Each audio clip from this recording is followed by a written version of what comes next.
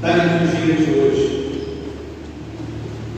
E esse segmento de Jesus começa lembrando no Antigo Testamento uma passagem que é atribuída ao rei Salomão, mas não foi o rei Salomão que escreveu isso.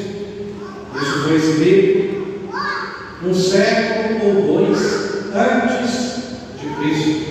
Então, Salomão já tinha virado pó há séculos secular. Então, jamais Salomão poderia ter escrito isso. Porém, o autor sagrado, ele lembra da sabedoria de Salomão, porque Salomão, para o povo de Israel, era considerado o rei dos reis, aquele que havia sido escolhido por Deus para tomar conta do povo de Israel, e que era um homem sábio. Gente importante do mundo inteiro ia diante de Salomão para ouvir as suas palavras de sabedoria. Mas aqui a sabedoria era buscada como sendo o próprio Deus. É poderoso, é feliz quem busca a sabedoria de Deus. Nada mais importante que a sabedoria de Deus, nenhum tesouro, nenhum reino.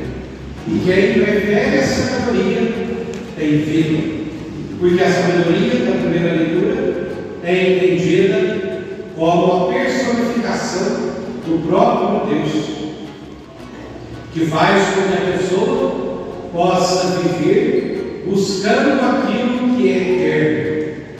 Nada corrompe, nada atira do fogo, sempre buscando aquilo que vai conduzir a pessoa para as moradas eternas. Olhando para o Evangelho, nós vemos o embate de Jesus com um homem que veio ao seu encontro, se ajoelha diante de Jesus, e ele já começa falando uma coisa: bom mestre. Esse homem sabia que Jesus era bom e que ele era o mestre. Ele tinha conhecimento de quem era Jesus, por isso ele o chama de bom e de mestre. E aí Jesus vai dizer para ele: por que você está me chamando de bom? Só Deus é bom, e mais ninguém. Jesus já faz uma correção, mas o rapaz não estava errado, porque ele reconhecia em Jesus alguém que vinha de Deus. Por isso Jesus era bom. E ele faz uma pergunta: o que eu faço para ganhar a vida eterna? E ao que todos nós também queremos. E talvez a gente faça a mesma pergunta para Jesus hoje. Meu Deus, eu levantei cedo esse domingo, fui à missa ontem, outros talvez não tiveram a oportunidade, mas meu Deus, o que eu faço para ganhar a vida eterna? E Jesus vai dizer para ele: já que você me chama de bom, você deve conhecer os mandamentos. E aí Jesus faz a lista dos mandamentos para ele, e ele vai responder: mestre, tudo isso eu tenho observado desde a minha juventude. E aí Jesus olha para ele com amor e diz: só uma coisa te falo, vai, vende tudo que tens e dá aos pobres, e terás um tesouro do céu.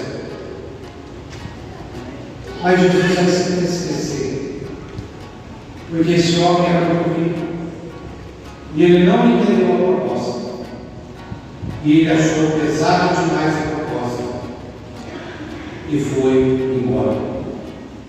Ficou abatido, ficou triste, e desistiu.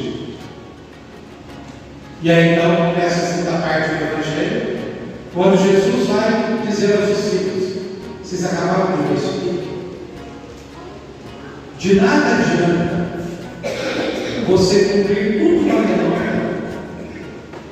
se a tua segurança está em três, em ser e ter. Vamos trabalhar. Você não vai entender o projeto da vida eterna. Aqui Jesus não está dizendo que quem é pobre vai para o céu, pobre materialmente falando, e que quem é rico não entra no céu de jeito nenhum. Não é essa a prática do Evangelho. A riqueza da Sagrada Escritura é a pessoa achar que somente os bens materiais lhe dão a certeza. E muitas vezes, os bens materiais, o desejo de ter, de possuir, impede a gente de ser justo, impede a gente de enxergar algo a mais, por causa do dinheiro, por causa do emprego. A gente é capaz de tudo. Por isso ele fala: é mais fácil um camelo passar pelo buraco de uma agulha do que um rico entrar no céu. Porque o camelo, para passar na agulha é uma porta pequena nas muralhas de Jerusalém. Então o camelo é desengonçado, é imenso. Para um camelo passar lá, vai dar um trabalhão danado, e olha lá, que ele vai ter que se curvar. Com aquela corcova dele nas costas, aquilo vai cascalhar lá, vai dar um trabalhão, o coitadinho do cabelo passar no buraco. Vai ter que se rastejar, né? Porque virar uma lagartixa. Vai enfiar no buraco e passar para o outro lado. Então, a pessoa que é orgulhosa, a pessoa que quer subir na vida a qualquer custo, ela não rasteja de jeito. Ela não baixa o pet, nem o decreto. E às vezes essa riqueza não é só em questões materiais. Às vezes nós temos uma sabedoria e a gente acha que está acima de Deus todo mundo. Porque eu estudei, porque eu sei, porque eu aprendi, eu acho que o meu pensamento, o meu jeito de ser é o correto. Então, muitas vezes, não é uma riqueza material, uma soberba de dinheiro, é uma soberba de espírito. Nossa, como que essa pessoa acha que o reino é marido? Nossa, como que essa pessoa acha que ela sabe de tudo e nunca pode ser corrigido? É a mesma coisa, não entra. E não é porque Deus não quer, é porque a pessoa não se curva de jeito nenhum. E aí vem o meu segmento. É preciso deixar tudo: mãe, pai, filhos, esposa. O que você diz? Vou acabar com o casamento? O simples fato. Quando no período da campanha eu dizia: se você sabe que o teu filho não serve para tal coisa, ou está comprando voto, denuncie. Como que pode o pai e a mãe denunciar o filho? Ou como que pode o esposo denunciar a esposa?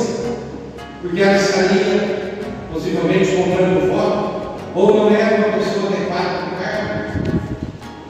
Não pode a minha esposa, você está errado. Você sabe o que está acontecendo e está quieto. É isso que eu estou falando. Não entra no reino de Deus quem compactua com ele. E aí a gente entende o que São Paulo fala na segunda leitura de hoje. A palavra de Deus, ela é como uma faca afiada, como uma espada, penetra até dividir a alma e espírito, articulações e medula. Ela julga os pensamentos e as intenções do coração. E não há criatura que possa fugir dessa palavra. Por isso que essa palavra de Deus vai chorar.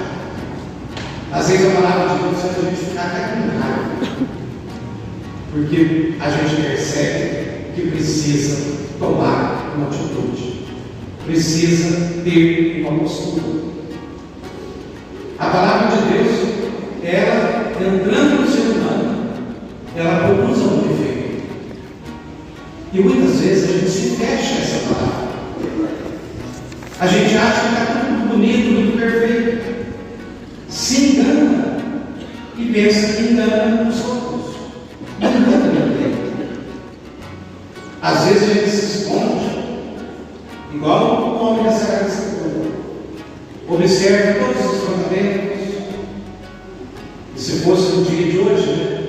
Fala assim, não anda de mão posta, tudo, Deus te abençoe, Deus seja louvado, né?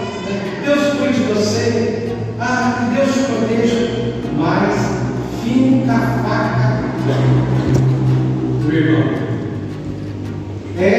Nós cegos nos seus negócios, nas suas atividades, que ninguém vê. Mas é o homem de Deus. Cuidado, de Deus não tem nada. Se a sabedoria não vem do alto, e se a gente não se desapega daquilo que nos dá segurança simplesmente humana, essa caminhada para Deus é falsa, é mentirosa. Isso não quer dizer que você vai viver ali sempre, que você não vai agir com inteligência. Não é isso. Pela verdade, você é capaz de tudo. Pela justiça, você é capaz de tudo.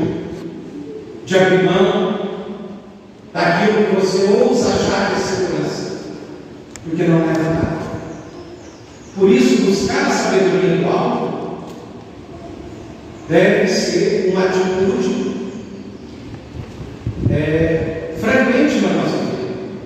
E é interessante que às vezes a gente fica tão preocupado em vencer o demônio, a gente quer vencer as tentações, mas a gente fica preocupado apenas se vai à missa com sexualidade, mas o pecado da omissão, da injustiça, do apego às coisas materiais à custa da miséria dos outros, isso não nos incomoda. E a gente nem acusa de pecado. Não, isso não. Mas eu voltei de missa, é pecado mortal. Eu tive algum pensamento bem desviado, pecado mortal. Mas passar o outro para trás, negócios obscuros, isso a gente nem se acusa. É o que acontece com o Evangelho de hoje. Ele vai embora triste, porque o que ele precisa fazer vai exigir mudança de caráter, vai exigir mudança daquilo que se acredita e daquilo que o sustenta na sua vida. E aí então, Pedro vai dizer a Jesus: pois é, Jesus, o Senhor está falando que tem que deixar tudo para seguir. Tem 12 aqui do seu lado. Nós deixamos tudo e te seguimos. É como se São Pedro falasse para Jesus: e agora? O que nós vamos ganhar? Qual é a resposta de Jesus? Quem tiver deixado tudo, irmãos e irmãs, mãe, pai, filhos, campos, por causa de mim do Evangelho, receberá 100 vezes mais agora, durante esta vida. Casa, irmãos e irmãs, pai, filhos e campos. Só que a gente esquece o fim, com perseguições. Não é algo. E no mundo futuro, a vida eterna. Se você está no seguimento de Jesus, Ele não prometeu que você ia viver na sombra e na aflição. Ora no mundo, Ele falou isso. Se você é de Cristo, prepare o teu ombro para viver na luta pela vida. E às vezes você vai ser sinal de uma tradição dentro da sua própria casa. Seus próprios familiares vão contra você porque você tomou uma opção pela luz. E isso às vezes vai incomodar. Então, ser do Cristo Ter a salvação é saber se curvar. Resumindo, deixar Deus agir, saber que a história e o tempo são dele e de mais dele, e que a nossa segurança possa ser dele. Foi terça-feira, nas situações dos pais que estão enfrentando sérios problemas, e um deles deixou de ser pai há uma semana, mas ele tinha feito um plano B. Enquanto ele era pai, ele estava fazendo faculdade, disso, daquilo, então na realidade ele estava se preparando, só que ninguém imaginava isso. Aí o padre perguntou para ele: Edinaldo, você sabe que hoje na igreja tudo é denúncia. E às vezes as denúncias são infundadas e até se provam. O padre já deve ser afastado. Eu falei: sabe que me preocupei com isso? Eu não tenho. Que eu saiba, não tem nenhuma denúncia para ser feita a meu respeito. E se inventar, não tem que provar. Eu nunca parei para pensar nisso. Qual é o seu plano B para a sua vida de padre? Aí eu parei e disse: gente, eu com 52 anos de idade, eu não tenho plano B, muito menos C nem D. Porque a vida inteira que eu quis era ser padre e cuidar da minha mãe, que já foi. Sobrou o ser pai. Aí aquilo me deixou angustiado o dia inteiro. Quando foi quinta-feira, eu liguei para ele. Você me perguntou, você roubou minha paz? Ele disse. Mas eu cheguei a uma conclusão. Se porventura um dia eu tiver que ter um plano B, eu prefiro então que Deus me leve, porque eu não tenho um plano. O meu plano é esse, o que eu fiz. Então, se porventura um dia eu for obrigado a ter um plano B, é sinal que a minha vida não está capaz de ter um plano. Não tem nenhum pensei nisso. E às vezes, o que eu estou falando isso para vocês? Eu fiquei tentado durante 2 dias, pensando: e se eu ficar doente? E se de repente eu estou numa paróquia que eu não tenho um carro para me andar? Parece não de ônibus, ó. E daí? Alguém me leva. Se eu ficar doente e não puder dirigir, paróquia não tem motorista, não vai deixar eu nem mais uma paróquia de uma paróquia. Acabou. Já foi o tempo. Eu vou ser um padre funcionário, pronto, acabou. Então, de repente, o mal às vezes se instala dentro da gente e deixa a gente confuso. E outra coisa, por que a gente fica tão desesperado por essa segurança? Eu estou falando de algo que aconteceu comigo, meu pecado. Por que essa gente fica tão desesperada?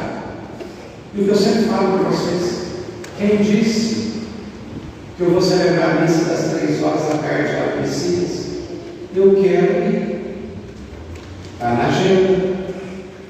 Mas eu vou estar lá. Eu posso falar 100% que eu vou estar lá. Deus pode falar para mim de alto. Chega de falar para mim. Vamos calar essa boca, vamos morrer, está com a hora. É agora, não é meio-dia. Tchau, tchau. E eu preocupado com a missa das 3 da tarde. Então, muitas vezes, é o nosso desejo de poder e de querer ter segurança a qualquer custo, sendo que nada pertence. Nem o ar que a gente está respirando é nosso, porque a gente respira e já devolve o nome desse Deus. Então, que a gente possa crescer sim, lutar para adquirir as coisas, mas jamais à custa de orgulho e de exploração dos outros, ou de dinheiro sujo, ou de negociatas asquerosas que ferem a dignidade da sociedade e a nossa dignidade de filhos e filhas de Deus. Louvado seja nosso Senhor Jesus Cristo. Para sempre seja louvado. Creio